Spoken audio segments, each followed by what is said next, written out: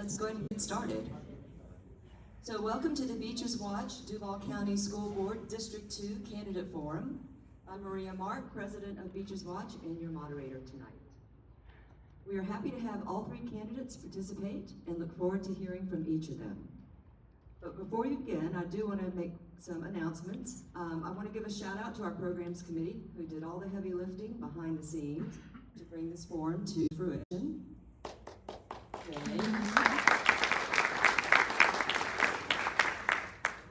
And for those of you who may not be familiar with Beaches Watch, we are a 25-year-old nonpartisan civic organization whose primary mission is to promote civic engagement by educating our beaches residents to ensure we maintain the quality of life here for our beaches residents.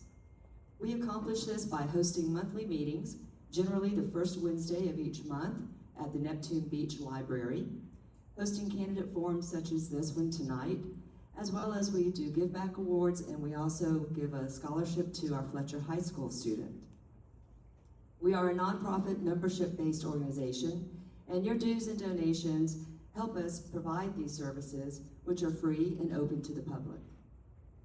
And on that note, I want to let you know, for our Atlantic Beach residents, we are hosting the Atlantic Beach Candidate Forum. This will be on September 2nd, which is the first Wednesday in September. We'll hold that at the Beaches Library. That will begin at 7 o'clock. So a few ground rules before we get started. Each candidate will have 3 minutes for their opening and closing statements. Each candidate will be asked the same question, and we'll rotate the order so that no one candidate is always responding first. Each candidate will have 2 minutes to respond to the question. There will be no specific time for rebuttal, but the candidates may use their time to do so if desired. We have a timer, 30 seconds. Thank you. And when your time is up. The audience was given a form to submit any written questions, as there will be no verbal questions taken from the audience.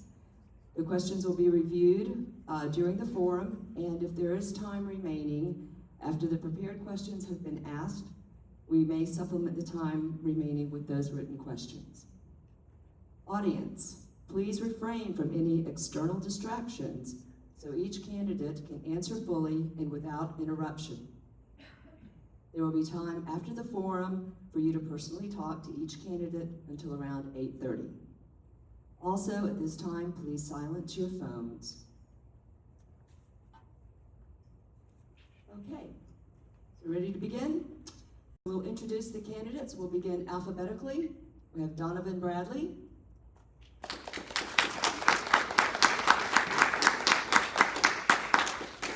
Terrence Myers, and Donna Westridge.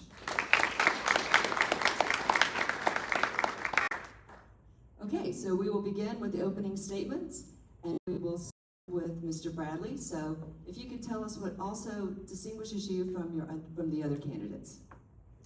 Well, absolutely. Thank you, Ms. Mark, for putting this on and for Beaches Watch. You guys are great, and I certainly enjoy coming to your meetings. It's very informative to the community, and I appreciate that. My name is Donovan Bradley. I am a proud Jacksonville native and second-generation graduate of Fletcher High School. I have 3 younger siblings that also graduated from Fletcher, and I am the son of a 30-year Duval County public school teacher.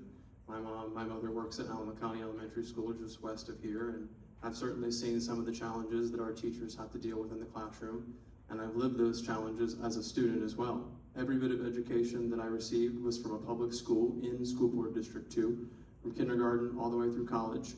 When I was 15 years old, I started working, put myself through school with the help of a scholarship from the Beaches Educational Foundation, which is a group that offers scholarships to Fletcher seniors that graduate and either pursue higher education or skilled trades.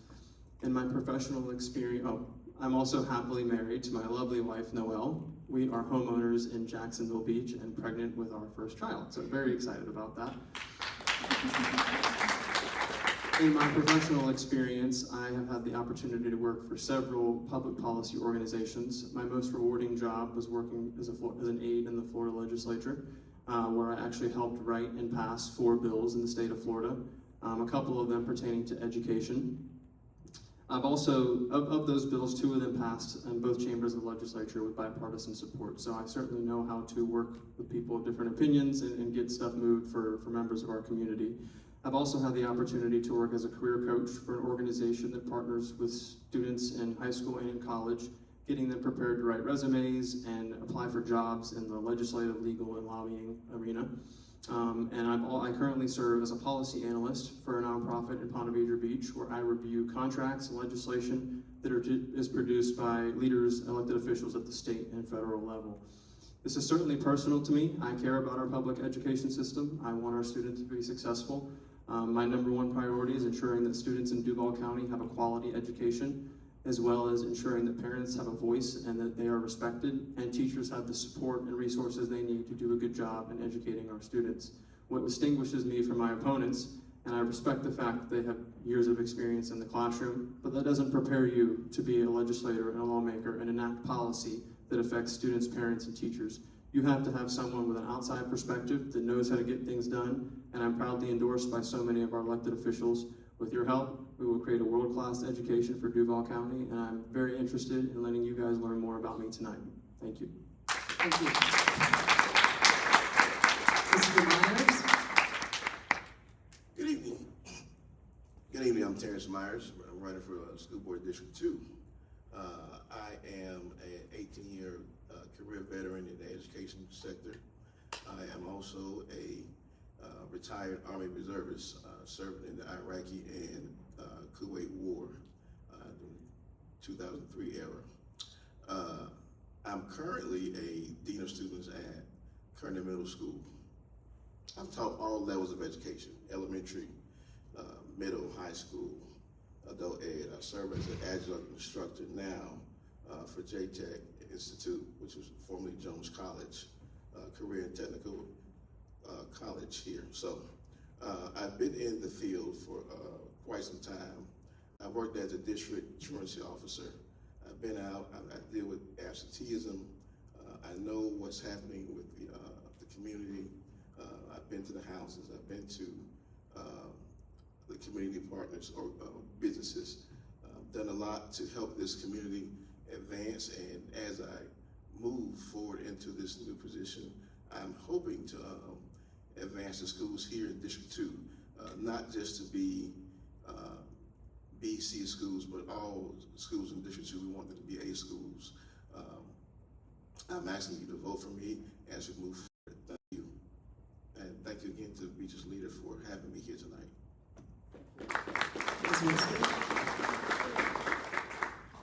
Hi, good evening, everyone. Thank you so much, Beaches Watch, for having us out here tonight. It's an honor to be up here on the stage, and thank you for your time, and I appreciate everybody coming out tonight. This is such a great crowd. I see lots of parents, I see lots of teachers, I see students, former students, so thank you all for coming out. My name is Donna Mae Westrick. I am a career educator. I am a proud mom of 2 students who attend public school here in Duval County, and I'm a tax-paying property owner right here in Jacks Beach. My husband and I have raised our children here for the last 15 years, and they both have attended public schools here in Duval County. I'm running for Duval County School Board because I truly believe that education is the pathway to a brighter future, no matter who you are or where you come from. And I want Duval County to live up to the Florida legislature promise that every student is guaranteed access to an equitable, safe, and high-quality education. My experience includes working at a private school, working at a charter school, and working at a public school 20 years over the past 25 years. I have dedicated my career and a huge part of my life to ensure that students succeed. I put in extra time in the classroom. I'm on the school advisory committee. I volunteer on the shared decision-making committee. And I can tell you, standing in that classroom, I know how the policies enacted at the district and state level affect teachers and students in the classroom. I have lived it, and I have worked my entire life to try to make education better for the students and for my colleagues for the better part of the last 25 years. I will continue to work hard for every student in Duval County, and I would love to earn your support, and I will work hard for every student in Duval County. Thank you. Thank you. Okay. We'll begin with the first question. It's actually a two-part question, and we'll start with Mr. Myers. What would be your top priorities for funding in the current school board budget? And how would you address these priorities if there is a potential budget shortfall? Mr. Myers? Well, being in the schools now, one area that I see that needs funding is better pay for our teachers, better pay for our paraprofessionals, and more support resources for our students with disabilities. Those are the three areas that I would focus funding on. If there are some budget shortfalls, then we would look at it as we go forward. But those three areas are the most critical areas that I think the finances need to go towards. Okay, thank you. Ms. Westridge? The top priority for funding for me, of course, is to make sure we have everything we need so students can learn.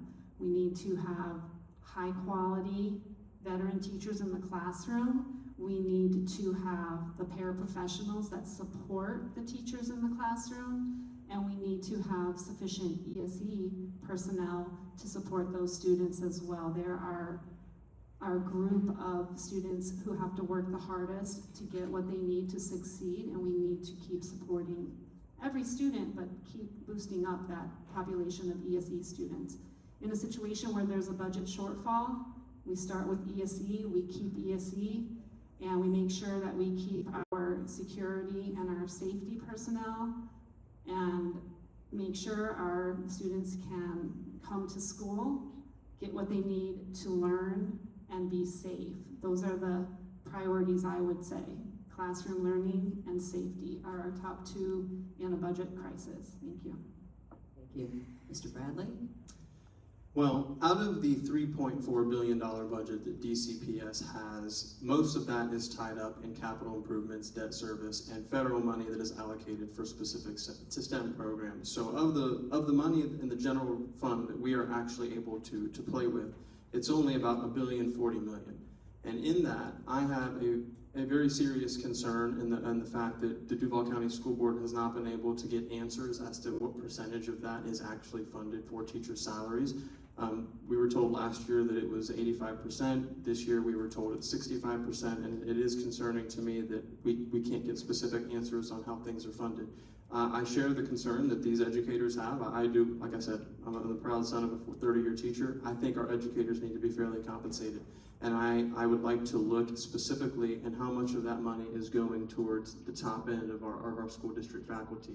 Since 2015, we have continued to see enrollment decline in Duval County public schools, yet we are the third highest administrative pay in the state for county, 24th for teacher pay.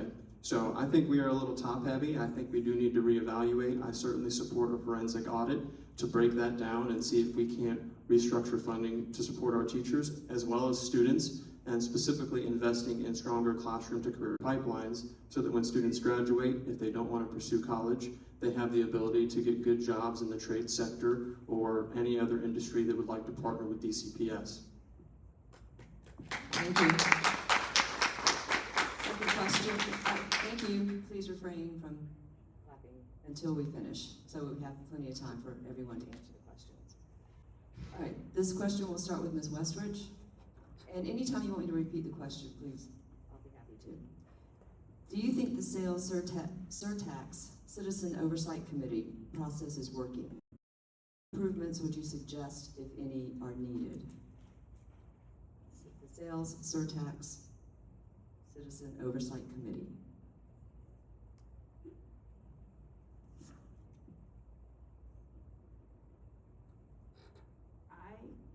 Hello? Oh, there we go. The sales surtax Oversight Committee. Citizen Oversight Committee. Oversight Committee. I'm sorry, I have to pass on that question. I don't know. Mr. Bradley? I will have to take a look and see exactly what the surtax committee has been producing lately. I certainly support the surtax, and we'll have to take a look and see exactly how that's evaluated. Ultimately, it is up to the school board to determine funding and how things are allocated. So as a school board member, I certainly pledge to be transparent in that. Mr. Myers? Repeat that question for me one more time, please. Do you think the Sales Surtax Citizen Oversight Committee process is working? I would have to agree with Mr. Bradley. We will need to take a look and see what they have done in the past and see how they can be beneficial in the future. What have they accomplished and has that been effective? If it has not been effective, then of course we need to make some changes regarding our relationship with that. Thank you. This next question is rather lengthy. It's about school closures. So I'll be happy to repeat any part of the question before you answer, and we'll begin with Mr. Bradley. District 2 schools were recently spared from any closures, but only after a loud community outcry about the consolidation process. What parameters would you incorporate to determine which of our schools might be at risk and how this process can be improved? In your answer, please be specific with regard to Anchor Academy and Mayport Elementary. The decision-making and the timeline on their futures has been protracted and remains unclear to many. Well, thank you for the question. I hate to see school closures. I know that I have a very strong attachment to a lot of the schools that I went to, especially, they're traditional public schools. The neighborhood has a very important fabric with those. I know that the two schools in our school board district, Atlantic Beach Elementary and Anchor Academy, were both at one point considered either going to be consolidated or closed. Atlantic Beach has saved, the enrollment numbers has gone up, and I would never, I don't want to be the person to vote to close schools. As far as Anchor Academy goes, currently there's talk about consolidating with Mayport Middle or Mayport Elementary School. Pending, we cannot get a federal grant from the federal government. I know current school board member April Carney is working with Congressman John Rutherford to get that, and hopefully we'll be approved to be able to rebuild Anchor Academy. So I'm going to be supportive. The vote has been delayed until 2028. But as far as school closures go overall, like I said, I hate to see that. I personally think that the public needs to be involved in everything that we do regarding that. So holding town halls, ensuring that they know where their students are going to go if schools are consolidated or we have to close. One of the things that I think we can immediately do to be more transparent in that is require the public to be notified when things are going to take place. I know there's some debate about that now with Ortega Elementary and how that's going to be closed. So just ensuring that the public is one, kept abreast on it, fully transparent process, and that we do everything we can to try to boost the enrollment before we have to go and make those hard decisions of closure. Thank you. Mr. Myers? I am not in favor of school closure or school consolidation under any circumstance. But at the end of the day, finances play a big part in that. Enrollment plays a big part in that. If there's not enough students in the building to keep the funding coming in, then the school's going to be in a bad position. I believe that the district should do a better job with letting the community know what the enrollment numbers are and what the enrollment numbers should be to keep this facility open. And that's widely done. The information is there, but the district has not done a good job of saying, hey, this school needs X amount of students to keep the funding at a particular level so they can operate. And then you have to look at why the students are not there, the absenteeism, or whatever's caused the students to leave or not come to school. Those are serious factors that the community needs to take a look at because the students are coming from the community. So if the community knows that, hey, we are missing students, how can the community help bridge that gap to get those students back into the building so the funding stays in that particular schools, so they will not be at risk of being closed. The folks here in District 2 did a phenomenal job at rallying together to keep those schools from closing. So we want to see that happen across the board. Thank you. Ms. Westridge? Thank you. Yes, we never want to see a school close, but due to funding and budget constraints, that is a reality in Duval County. What's happening in Mayport with Mayport Elementary and Anchor Academy, to me, there is no great answer. Right now, we're on a stay, we're on a hold.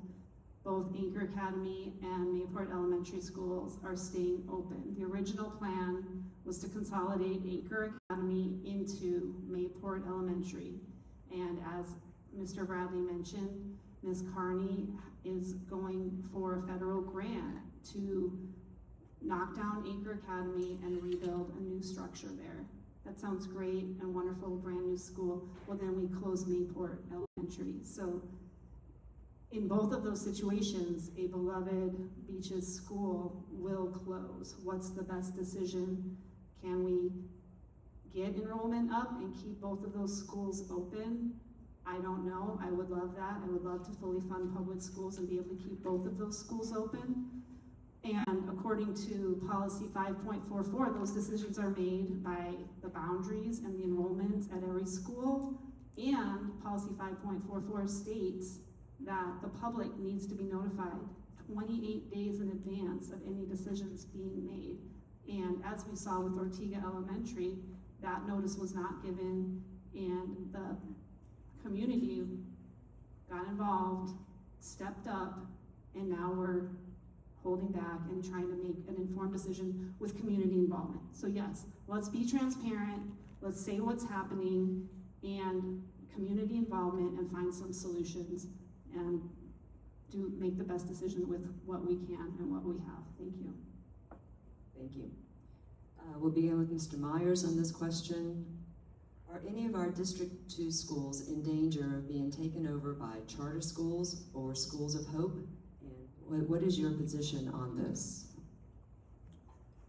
To my knowledge, we don't have any schools in that position. I'm not in favor of the schools of hope utilizing, or any charter school utilizing public space for their facilities. The district needs to do a better job, even though the law says that those schools can come in and use unused space. So we need to make sure that if there's any unused space in those schools, let's try to get community partners in to fill those spaces, or get more programs into those schools to make sure that all the spaces in all schools in District 2 are being utilized, so we don't have to worry about that provision that the state has made for schools of hope or any other charter schools come in and utilize those spaces. Thank you. Ms. Westridge? For those of you who don't know what Schools of Hope refers to, Schools of Hope is when a charter school is able to take over part of a school building when it's deemed underutilized. Now, that's not a good situation at all, because then the charter school gets to use the schools, they get to use the air conditioning, the heating, the cafeteria, the furniture, without giving any capital input to the actual school. A good thing that's happened in regard to Schools of Hope, just recently, Ms. Carney, the current school board member, went to the legislature and she fought. The original number was 10%. If the school was underutilized at 10%, a charter school could come in and put students in the school. She got that number moved to 25%, which is a bigger number. And so now you have to have a school that's only 75% utilized before you can put Schools of Hope into that school. So I think that was progress, because a lot of schools you might have 10%, but it's harder to get to that 25%. And as far as that 25%, let's fill that space. Dr. Bernier at the State of Our Schools meeting back on April 1st, he said, let's put the early education program, VPK program, into an elementary school. Let's use that space for our own students, and then it'll be a filter school for those VPK kids to go into kindergarten.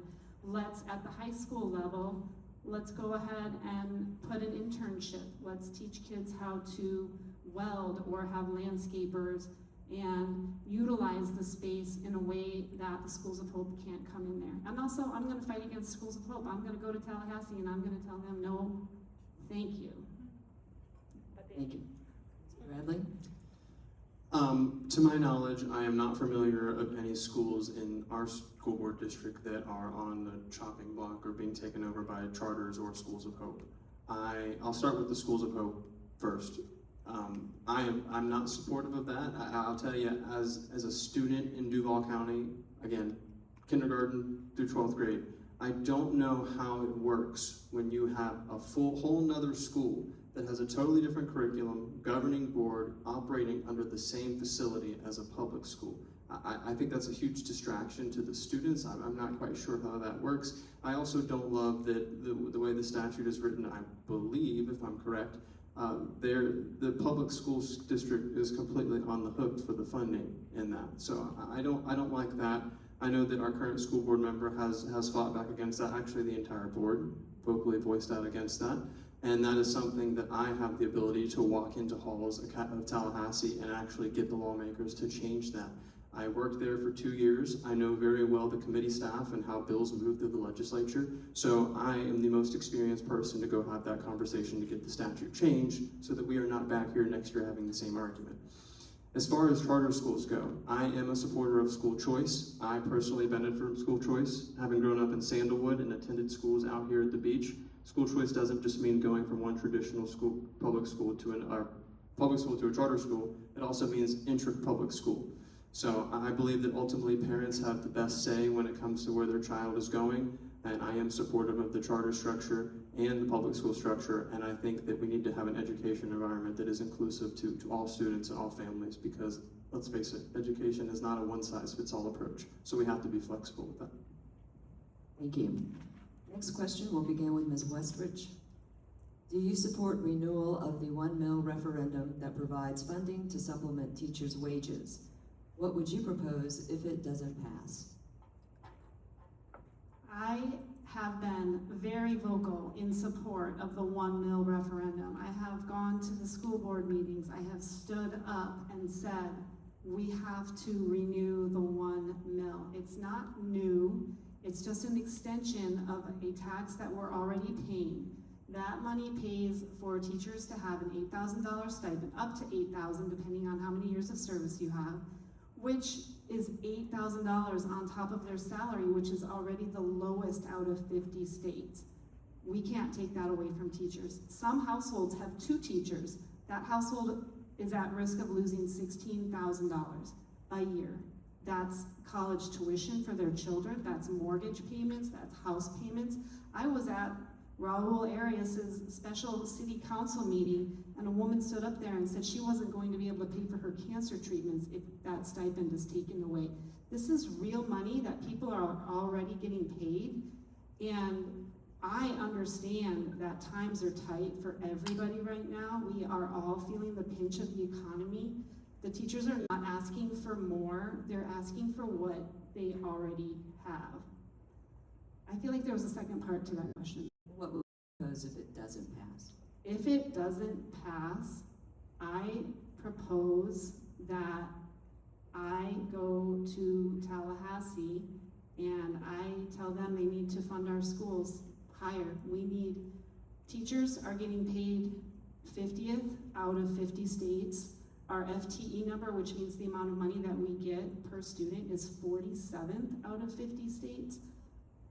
The state needs to fund our schools. We need that. We need more money and we need to pay our educators. We will lose our educators and our school system will continue to fall apart. Thank you. Mr. Bradley? So I am supportive of the 1 mil. I believe that currently as it's written, the millage goes to fund arts athletic programs and bonuses for teachers. So it's not it's not part of their salary, it's an additional on top of that, but I believe teachers get anywhere from $6,000 to $8,000 on top of their current salary, and quite honestly, I think they earned it. I've seen the struggles that teachers have to deal with, and most of the teachers bring their work home with them. So I'm certainly sympathetic to that. I think that they've earned that. I think it's a disgrace, honestly, that we're the greatest state in the country and ranked one of the last in how we pay our teachers. I also think it's a disgrace that Duval County is ranked third in the state for how much we pay our administrators, but only 24th when it comes to teacher funding. So if it doesn't pass, ultimately voters will have the say on that in this November. I would absolutely go to Tallahassee and tell our legislators, many of whom have endorsed me, hey, we need more funding. But other things that we should look at are where we can rework that budget. As I said, the $1 billion, $40 million that we have allocated, I'd like to renegotiate some contracts for the vendors that we use and see if we can't find more money. I do support an audit, a forensic audit, not just every year we check and see how much money we're spending, but a forensic audit of the school board district to see if there is waste, if there's anything that we can renegotiate with some of these vendors and find money to properly fund our teachers. I personally don't think that it is a good resource for us every 4 years to be going to taxpayers and saying, hey, we need you to renew this. What if it doesn't? What if the taxpayers vote it down? Eventually we need to learn to incorporate that into the budget and have that be something that is sustainable long term. But yes, I do support it. I think our teachers have earned it. Thank you, Mr. Myers. I am in support of the referendum. Teachers and students deserve the resources that it is providing. If it does not pass, then of course we go to the legislature, but that takes time. But in the meantime, I think we need to have a strong conversation with the superintendent and find money in the budget to circumvent what has been lost to the students and the teachers. That means double down on the top-heavy administration that we have in this city, this district, and that's what we may need to do to bring those funds back into the hands of the teachers and the students. Thank you. Next question will begin with Mr. Bradley. Duval County has faced challenges recruiting and retaining qualified teachers. What policies would you support to attract, support, and retain high-quality educators? Well, I think that teacher retention, and I've actually spoken to some teachers that have left the profession altogether, and part of it is due to the fact that they don't feel like they have the respect from the school district. And I think that needs to change. I think that we have to respect our teachers, give them the flexibility and the freedom to do their jobs while still respecting rights, and creating an environment very similar, bear with me here, very similar to how the sheriff's office operates, where the sheriff says, officers, go out, do your job, I'll have your back no matter what. I believe that we as a school board should have that same kind of mindset when dealing with teachers in the classroom, because they are the ones doing the hard work. Ultimately, there is an aspect of pay, and I do believe that teachers should be fairly compensated for the work that they do. So ensuring that we remain competitive with salaries and benefits, and ensure it will go a long way in ensuring that we retain strong quality teachers in our public school classrooms. Thank you. Mr. Myers? Retaining strong teachers, bringing in new teachers. I've noticed in the last, 5 years, since I've been back in the school setting, we've got a lot of people coming into the field that are non-educators, non-traditional college grade.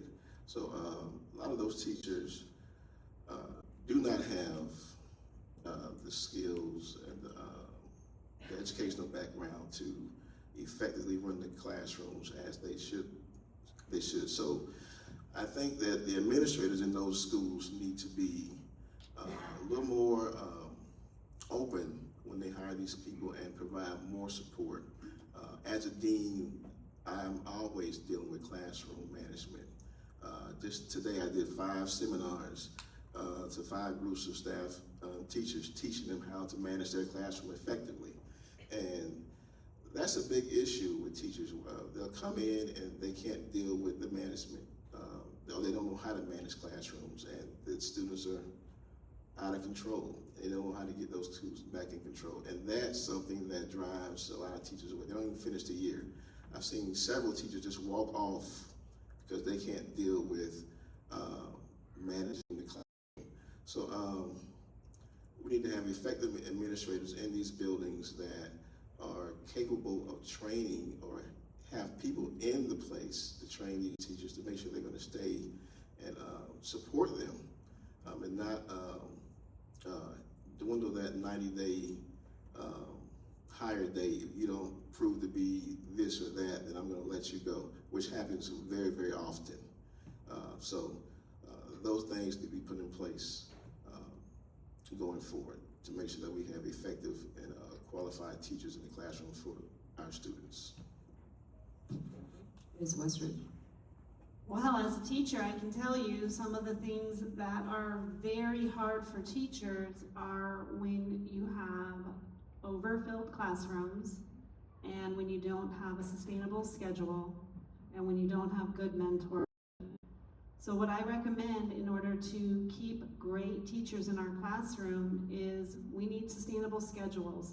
And what I'm talking about is if you happen to be a teacher and you're teaching Marine Science 1, Marine Science 2, and Integrated Science, let's build a schedule. Let's talk about a schedule this year where there's 7 class periods in one day and teachers teach 6 classes.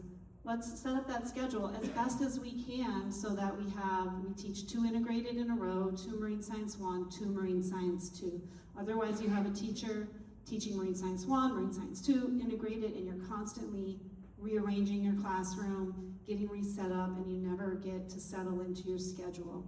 And don't get me started about trying to leave a lesson plan for a substitute teacher for that day. So next thing I want to talk about is the reality of class size. You can go to any meeting and you can hear anybody talk. I don't know who's giving the data about only 4% of the classes in in District 2, only 4% of the classes are overcrowded. I don't know where that information came from, because as a teacher in the building who can see the classes, and I can see my own classes, there's more than 4%. And what we need to see is a median number, not an average number. Get rid of the average. Don't tell me that there's 25 kids in every class when one class has 14 and one class has 46, okay? And so, sustainable schedules, class size, and let's get our new teachers mentors. And we will do great in retaining our amazing veteran teachers. Thank you. Thank you. Next question, we'll start with Mr. Myers. Regarding transparency, how do you to communicate regularly with parents, teachers, and district residents about educational matters, especially when controversial issues arise? We have to look at our marketing department. I think they just hired a new young lady. She hadn't been here 3 weeks yet, who's heading the marketing department for the district. Going forward, the district has not been very transparent on things that are happening within the schools. Some information was just released to me yesterday. I'm not going to release it here, but if I release it, it would be very, very alarming to the community. So the district needs to be more transparent as to the good things that are happening in our schools and the bad things that are happening in our schools. Again, we have so many great people in the community that can help bridge the gaps that the district is facing. And while I will say one thing that we must do, our elementary schools are facing some trying times, and we need the community to support to help bridge those gaps with those students. Because there are things that are happening that has not been revealed to the public that should be revealed to help the community feel safer, help those students feel safer, and help the kids be more successful going forward. Thank you. Ms. Westridge. One of my platform priorities is that I want to meet with the community once a month in an open to the public forum to invite people in to talk to me about any concerns they have and any solutions. One of my co-teachers once told me, if you have a problem, don't go to admin with your problem, go to admin and say, I've noticed this problem, but I think this could help. So I really feel like if the community, look at all of you here tonight, has access to the board members, it will be a lot easier to disseminate information. A question I've been asking myself since February, since signing up to run for school board, is how do you get information to the people? As a teacher, you send out emails, and you send out the thrill share, focus, and everybody says, I never got that email, why didn't you tell me this was happening? And that just happened with the school board. They sent out a notice, everybody said nobody got the information, how can we get the information that's important? So I think one way is to be available to the public, and I'm going to go to a room at a library, I'm going to say everybody who has a question or a concern, come on out, and I'm going to spread information, and I want people to come and tell me what their concerns are, and I want people to come and tell me some solutions. So that's how I would communicate with the community about problems. They need to know up front, right away, and we need to share information so that the community can be involved and feel listened to and feel like they're part of the solution. Thank you. Thank you, Mr. Bradley. Well, if you know me personally, you know that I don't really shy away from controversy. So tough topics, I think, still need to be addressed publicly and transparently. I think at the end of the day, this role is a role of public service. I come from a family of public servants, and I have pledged, as a candidate and, God willing, as an elected official, that you will have complete and total access to me. I give my personal cell phone number out to anybody that wants it. It's on my business cards in the back of the room if you'd like one before you leave, because I want to hear from you directly. That is extremely important to me. I work for you as an elected official. Your concerns matter to me, and that will largely base my decision making if you elect me.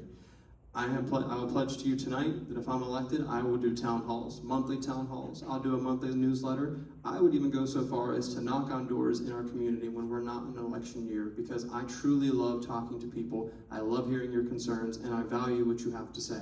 So as it pertains to education issues in our community, if you can't get in contact with any other board member, you can bet that you'll be able to contact me, and you'll have my cell phone number to do that.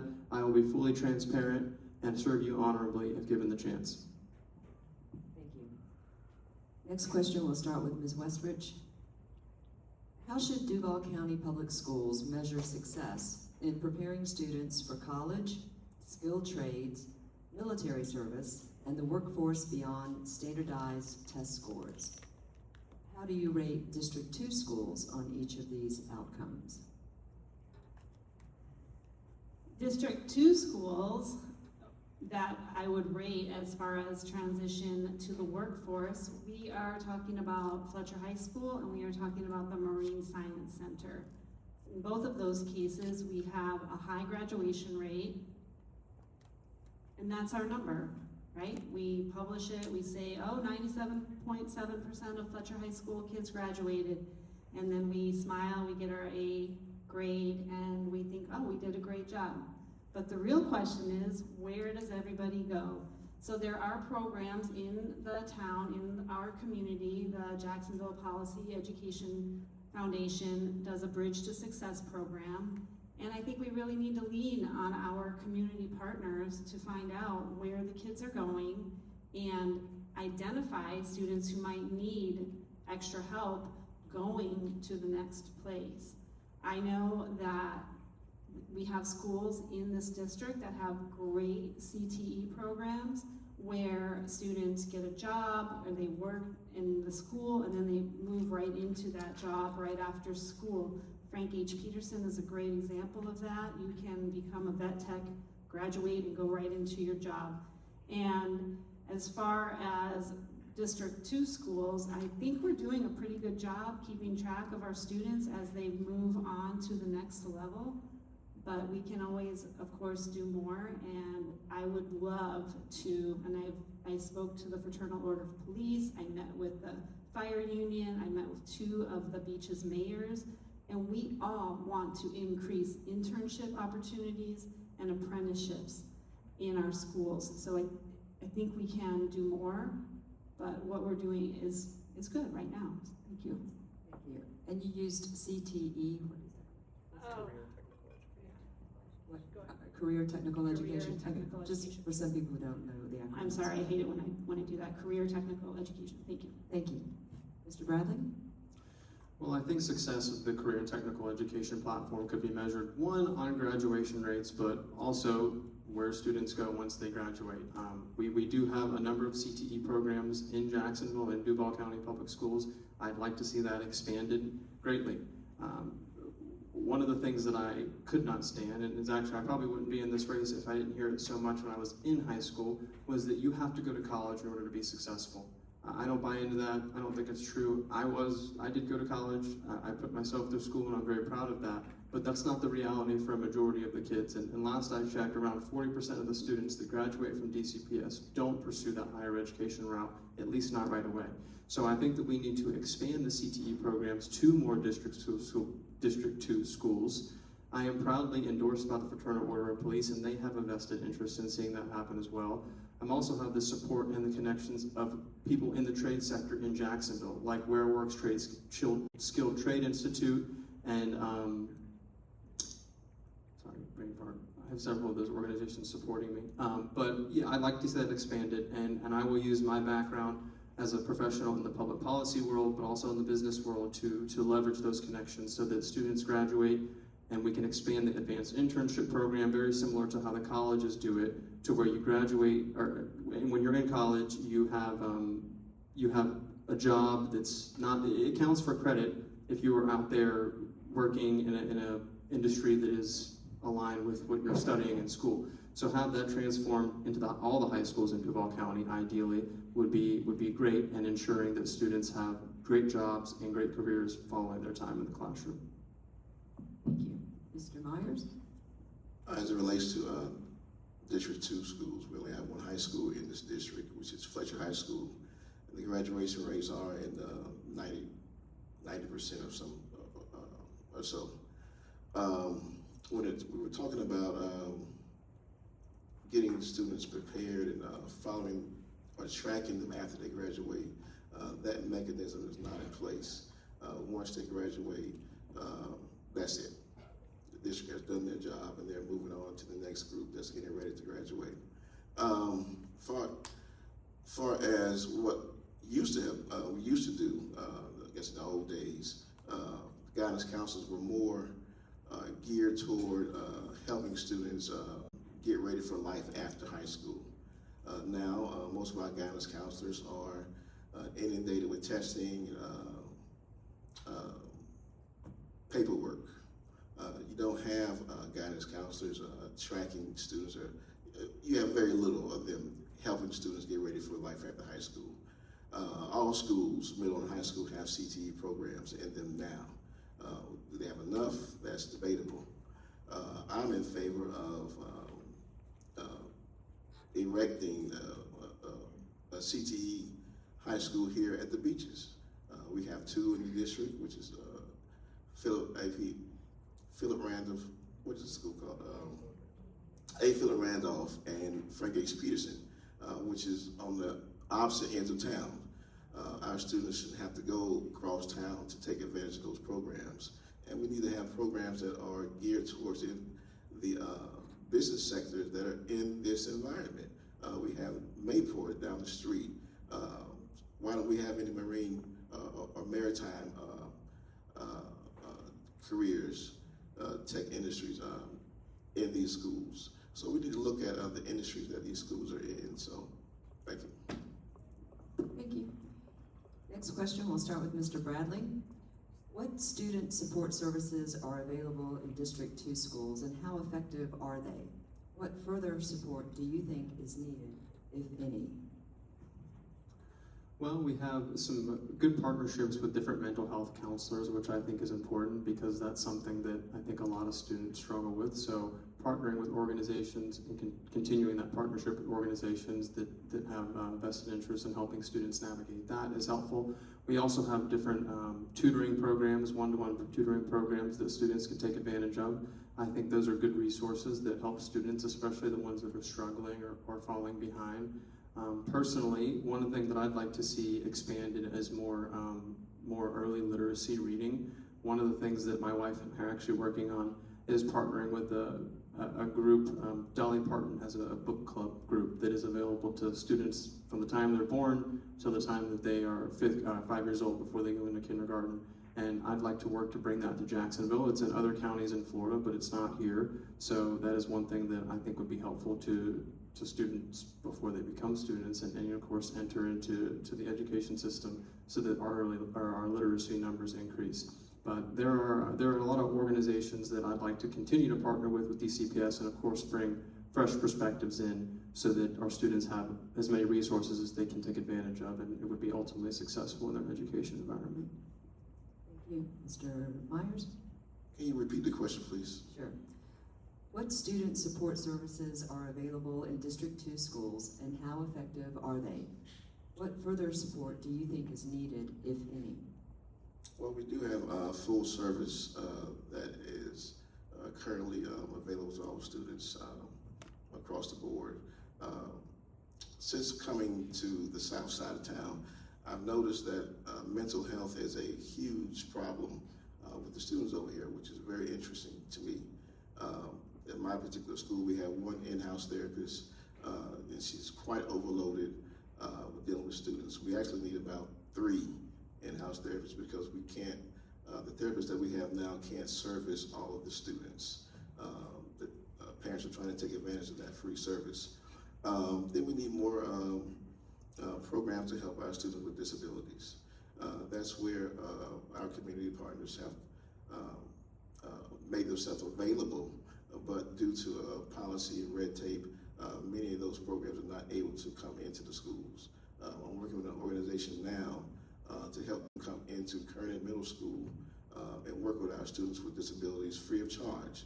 It's a state-funded program, but again, we're working through the red tape to get that program in place for those students. Also, many after-school programs have been cut due to this shortfall of money. So we need to find more money in the budget to offer these after-school programs, these literacy programs to our students, so they can be successful going forward. Thank you. Ms. Westridge? Thank you. Yes, I agree that we need, well, let's start with what student support services do we have at our schools. We have a lot of community partners. We have communities and schools that comes in and helps with our student need. We have Read USA, which is a reading program where you have older students tutoring younger students. We also have the Jacksonville Policy Engagement Fund that supports literacy from elementary school all the way up through the high school. I think we're doing a great job working with these community partners with these support services, but I agree with both Mr. Bradley and Mr. Myers. We do need to increase our mental health services. We did have Hazel Mental Health, which is gone now. I'm not sure what we're replacing it with. Hopefully it's being replaced. But our school counselors used to be counselors. They used to be able to guide and counsel students. Now they are utilized for testing and scheduling, and that comes with budget cuts. So let's find the money, let's fully fund our mental health services, and continue with the programs that are working, but also increase our mental health services. Thank you. Thank you. Next question will begin with Mr. Myers. The Duval County School Board has spent the past year revising its Material Review Committee policy. If elected, what changes, if any, would you make to that policy? And what are your views on book challenges and removals from our school libraries? I used to have a certain opinion on that topic. Well, first of all, I would at least go back to having the community input, be a part of that board, that review board, not just be people that are supported by the board. I think people from the community should be able to be a part of that process. Librarian who educated me on what a librarian actually does. When we talk about students reading certain books, it's the librarian's job to know about all books that are in their libraries. They have the knowledge to guide students to a particular genre or a particular field of study that the students may be working on. What may be bad for one person may be helpful to another. So when we're looking at harmful materials, I think we need to utilize the experience of the trained librarians to make sure that we're taking the right books off the shelves and keeping the right books on the shelves. Thank you. Ms. Westridge. The Materials Review Committee, policy 4.3, is the policy that has been changed the most in the past year. As of Monday, what the rule was, when there is a material that a community member wanted reviewed, the school board, each member would pick a member of the community with, let's pretend it's a high school book that's under review. The school board member would pick a parent of a child of that age. So they have to have a child who it would be appropriate for them to read that book, to review the book. On Tuesday, that policy just got changed so that each school board member can pick anybody in the community. They don't have to have a child. They don't have to have a child of the school age that the book would be for. So in an age where we want parents to have rights and parents to have input, I'm not sure how the policy changed on Tuesday, but as a school board member, I will follow the rules and I will follow the policy, but if I had been on the school board on Tuesday, I would have voted no, and I would have kept it so that parents should be involved. If we are going to review material that affects children, then the people who are reviewing the book should have a child to have a vested interest in the material. And as far as books, I think we need to put more books in our schools. Fletcher High School doesn't have a library. Fletcher Middle School doesn't have a library. Let's get books into the hands of our children instead of taking them out. Thank you. Mr. Bradley. So this is a very interesting subject. The policy has changed. Community members are the ones that make up this review committee. And to be a community member, you can be a parent, a grandparent, or just a regular taxpayer. Whether you have children in our public schools or not, your tax dollars still fund the institutions. So I think that it's okay for you to have a say in which books are recommended for use. Personally, my view on it is it doesn't really matter what the committee is made up of, because the school board member, the elected school board member that you all elect, has the final say on which books are approved for the library. I think that we need to approach this carefully. I think that there are some books that would be appropriate for high school that might not be appropriate for elementary school or middle, and vice versa. And I think that we need to be very gracious in how we handle this, because there have been other school districts in Florida surrounding Duval County that have gotten a little carried away with the book banning. And I don't want it to create a scenario where children go into the school libraries and feel like no book is safe. I don't want parents to feel that way either. Parents ultimately have the final say in what their children should be allowed to read, and I think as a board we need to respect that. I think it's good that we do have a review committee, because there might be things that we as a board might miss, and it's good to have members of the community, parents, grandparents, taxpayers overall, that notify us of it and bring it to our attention. So I'm supportive of the committee overall. I think the board made the right decision, but like I said, we need to be very generous in how we handle that, because it should be school-aged appropriate, and we need to make sure that at the end of the day, students still enjoy reading and they don't feel like it's a danger to go into the school library. Thank you. And our final question, Ms. Westridge will be the first to answer. What strategies would you prioritize to improve reading, writing, and mathematics proficiency across the district, and how would you enforce those standards?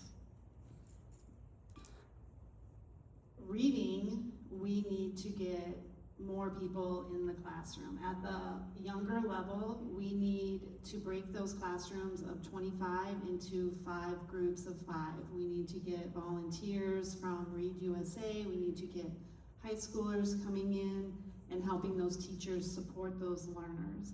At the middle school level and the high school level, we need to get the kids off the computers. 38 minutes of every hour spent looking at a computer, kids are off task. This is evidence, this is data that I've researched, and kids are not reading when they're sitting in front of a computer. We need to block off time where the computers are closed and kids are reading an article from a magazine, reading from a textbook, and that's how I would work on improving our reading scores, is by getting actual books in the hands of kids' textbooks. And as far as math, we just need to keep working through the curriculum and not pushing kids too far too fast. I think that sometimes the goal is to make sure we have this many kids pass the algebra test and this many kids pass the geometry test. But I think if we took the pressure off passing the test and put the emphasis on teaching the material, that we will have more success in student understanding, and then maybe the following year they take the test when they understand it better. I think we just try to push too hard too fast. Thank you. Thank you, Mr. Bradley. I think that we should start by making sure that students, especially in the early grades, get it younger. I mean, when you're in kindergarten up to 3rd grade, you are learning to read, but after that, you're reading to learn, and we have to make sure, specifically with reading, that the proficiency is caught early on. That's why I'm interested in bringing the Dolly Parton Youth Library here. That's why I'm interested in seeing more one-to-one work with our paras and our teachers and organizations like Read USA that can come in and be a resource to help boost those proficiency numbers. If they do fall through, if they do get to the point where we're in higher grades and students aren't performing, I think we need to look at what works compared to other schools, other traditional public schools, but also charter schools, and see where we can make changes in the curriculum to maybe fit the student's need. I personally don't think that we should have the standardized testing as much as we do. That's something that I don't think can measure the success of a student, and ultimately that's handled at the state level, but that's why it's imperative that we elect somebody that has connections in Tallahassee that can move the needle on things like that. I also think smaller class sizes help, so that it's not such a distraction where a teacher feels like she's got so many kids in the class that she has to manage. That is also a policy handled at the state level, and you have to have someone that can go in and have those conversations and point to specific policy points that we can change and review on that. But ultimately, everything that we do as a school board has to be to improve student achievement across the board, and that's my #1 priority that I'll be focused on. Thank you, Mr. Myers. We have some phenomenal teachers here in this district. We have the data that shows which students are low, which students are high. One thing that we definitely need to do is put more focus and emphasis on students that are low and catching them early, before the age of 3rd grade. That's a critical area. Students are not able to read by 3rd grade. It's going to be harder for them to catch on as they move forward the grades, and that goes for math and the other academic areas as well. I know it's tiresome for some teachers. I have one teacher who she's wore out before Halloween gets here, because she's very, very strategic in moving low kids, showing any types of games she can do it. I can put this lady up against anybody in the district. She's just that good, but it takes a lot of work. And those teachers like that, they need a lot of support. So focusing on students who are low, getting teachers who have the know-how to move those students, find those gaps in reading and math and writing, and utilizing those programs that we have now daily, not just when test time comes. you want to get your school better equipped with writing, then we're doing writing prompts daily. Get the information in the kids' brains so that they are conditioned into what they need to know. And that's one way of helping kids become successful. Thank you. And now we'll have our closing statements. Again, each candidate will have 3 minutes. And we will begin with Mr. Bradley. Well, thank you all again for coming tonight. I hope this was helpful. I certainly want to start by saying that it is an honor to be in this race. Jacksonville is my home. I love the city and I love the people here. It would be an honor to represent you on the school board. And I think that with your help, I will work to put these state and business connections to work so that we expand career technical education for students here in Duval County, so that we do reduce the over-reliance on technology in the classrooms, and that we have strong support for our teachers that are in the classrooms doing the hard work every single day. I am proudly endorsed by a majority of the members on the Duval County School Board, 6 of the 8 legislative lawmakers here in Duval County, and so many parents, teachers, and students that are old enough to vote here in Duval County. So I think, again, what sets me apart from my opponents here is the fact that I'm the only one that has actually come up through the Duval County Public School District and seen some of those challenges firsthand, as well as have that coupled with policy experience. It is my day job to review policy, enact policy, and I will be the most prepared to walk into that school board building on day one and start making changes that affect all of us here.